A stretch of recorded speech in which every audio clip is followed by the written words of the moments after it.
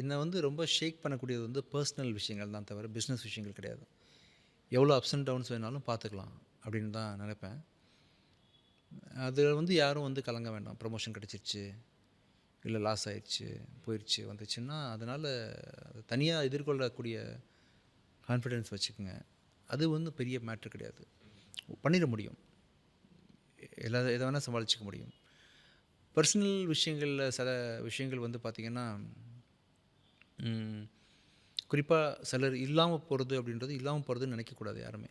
இப்படி யாரும் இல்லாமலாம் போயிடல. எல்லாம் இருக்கிறாங்க, அவங்க கண்ணுக்கு தெரியல, அவ்வளோதான். அவங்களையும் நீங்கள் நினச்சி பார்த்துக்கிட்டு ப்ராசஸ் பண்ணிட்டு பேச முடியும், வாழ முடியும் ஸ்டில் அப்படின்ற ஒரு ப்ராசஸில் இழப்புன்றதே உங்களுக்கு இல்லாமல் போயிடும். ஸோ இழப்புன்னு எனக்கு இல்லை, அதான் சொல்ல வரேன் உங்களுக்கு. நான் வந்து ரொம்ப இன்னும் சந்தோஷமாக தான் இருக்கிறேன், பேசிட்டு தான் இருக்கிறேன்ற மாதிரி தான். என் மகள் குறித்து தான் நீங்கள் கேட்குறீங்கன்னு எனக்கு தெரியும். ஸ்பெசிஃபிக்காக இல்லை, பட் ஓகே. பட் அது வந்து எனக்கு வந்து நான் வந்து தினைக்கும் பேசிகிட்டு இருக்கிறேன், பழகிக்கிட்டு இருக்கிறேன், ஜாலியாக காமெடி பண்ணுவேன் வரும்போது அப்படின்ற மாதிரி. உண்மையாக நான் அதை சொல்லும்போது ரொம்ப பயங்கரம் ஃபீல்லாம் பண்ணிடாதீங்க யாருமே. இல்லை, எனக்கு ரொம்ப அழகான ஒரு விஷயமாக தான் நான் அதை பார்க்குறேன். சோகமான ஒரு விஷயமா எனக்கு நம்ம ரொம்ப ஜாலியாக பேசிட்டு தான் வந்துட்டு இருக்கிறேன்ற மாதிரி. அப்படி தான் என்னோடய லைஃப் போயிட்டுருக்கு. இழப்புன்னு ஒன்றுமே கிடையாது.